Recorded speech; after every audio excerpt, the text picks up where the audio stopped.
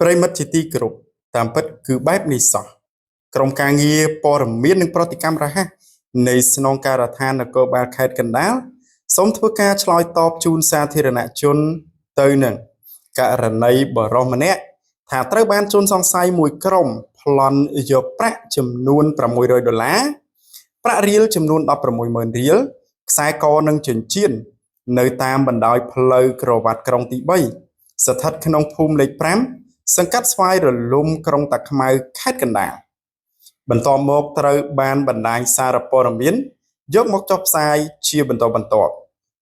ក្រោយពីទទួលបានព័ត៌មានខាងលើភ្លាមលោកឧត្តមសេនីយ៍តូឈឿនសុចិត្តស្នងការនគរបាលខេត្តកណ្ដាលបានបញ្ជាកម្លាំងជំនាញនិងសមត្ថកិច្ចមូលដ្ឋានធ្វើការស្រាវជ្រាវនៅករណីនេះបន្ទាប់ពីធ្វើការស្រាវជ្រាវ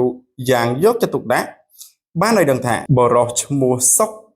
មករាបានប្រឌិតរឿងថាមានករណីចោរប្លន់លើខ្លួនហើយមូលហេតុនៃការប្រឌិតរឿងនេះតាមការបំភ្លឺរបស់ឈ្មោះសុកមករា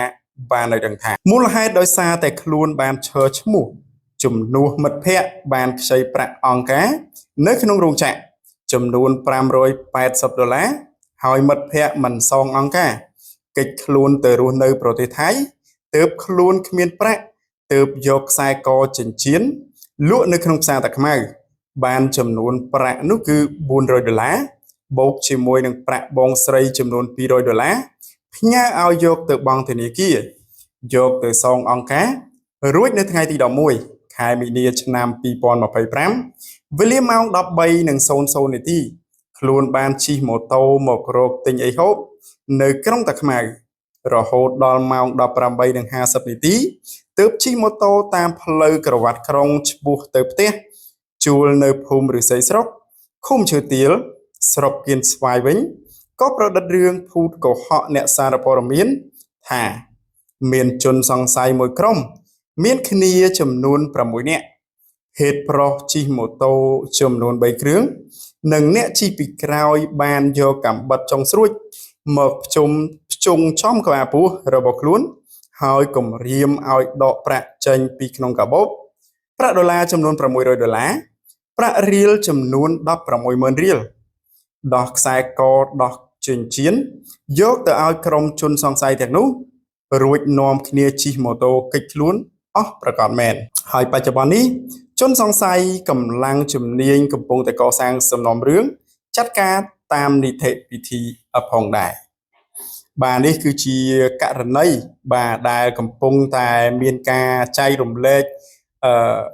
យ៉ាងក្តៅគគុកនៅលើបណ្ដាញសង្គម Facebook បាទជាពិសេសការចុះផ្សាយជាបន្តរបស់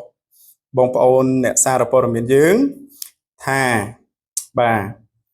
បរិសុទ្ធម្នាក់ត្រូវបានជនសង្ស័យចំនួន5-6នាក់ហ្នឹងធ្វើការ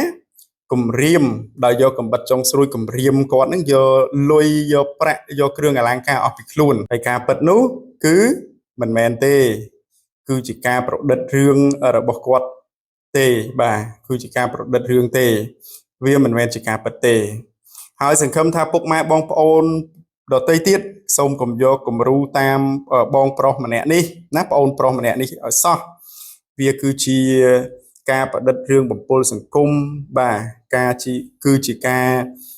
ប្រព្រឹត្តបង្កើតរឿងធ្វើឲ្យមានភាពវឹកវរនៅក្នុងសង្គមណាបាទធ្វើឲ្យបងប្អូនប្រជាពលរដ្ឋដទៃផ្សេងទៀតមានការភ័យខ្លាចនៅផ្លូវក្រវ៉ាត់ក្រុងទី3នៅផ្លូវក្រវ៉ាត់ក្រុងនេះផងដែរដោយគាត់លេងសុទ្ធតែគេយកកាំបិតចុងស្រួចណាគ្នា6នាក់មកគំរាមកំហែងគាត់ដោះគ្រឿងអលង្ការណាយកលុយយកអីអស់ពីខ្លួនអញ្ចឹងបាទអាហ្នឹងគឺជាគំរូក៏ដូចជារឿងរ៉ាវមិនល្អទេសម្រាប់សង្គមជាតិបាទអញ្ចឹងសង្ឃឹមថាពុកម៉ែបងប្អូនដទៃផ្សេងទៀតដែលមានបញ្ហាយើងព្យាយាមដោះស្រាយតាមនីតិវិធីសន្តិវិធីគិតមួយបាទដោះស្រាយបញ្ហារបស់យើងកុំបង្កឲ្យមានភាពវឹកវរដល់សង្គមបែបនេះកុំធ្វើឲ្យរវល់ទៅដល់បងសមត្ថកិច្ចពួកអីលោកមានការងារច្រើនទៀតដែលត្រូវបាទធ្វើដែលត្រូវអនុវត្តដើម្បីការពារសន្តិសុខក៏ដូចជាសណ្ដាប់ធ្នាប់ផ្សេងជូនដល់បងប្អូនប្រជាពលរដ្ឋមិនមែនយកពេលវេលាមករវល់ជាមួយនឹងរឿងអត់ប្រយោជន៍របស់គាត់នេះទេបាទ ចឹងតាក់ទងជាមួយនឹងព័ត៌មានមួយនេះផងដែរសង្ឃឹមថាពុកម៉ែបងប្អូនជ្រាបកាន់តែច្បាស់ហើយនឹងលែងមានការយល់ច្រឡំទៀតហើយតាមពិតវីដេអូមួយដែលគាត់បានរាយរាប់ប្រាប់អ្នកសារព័ត៌មាននោះមិនមែនជាការពិតទេគឺជាការប្រឌិតរឿងរបស់គាត់ទេបាទអញ្ចឹងសូមបញ្ចប់នៅព័ត៌មាននេះតែប៉ុណ្ណេះសូមអរគុណទៅដល់ពុកម៉ែបងប្អូនទាំងអស់ដែលតែងតែនិយមតាមដានរាល់ការផ្សាយរបស់ ASB TV គណៈពេលនេះខ្ញុំបាទសូមអរគុណសូមគោរពលា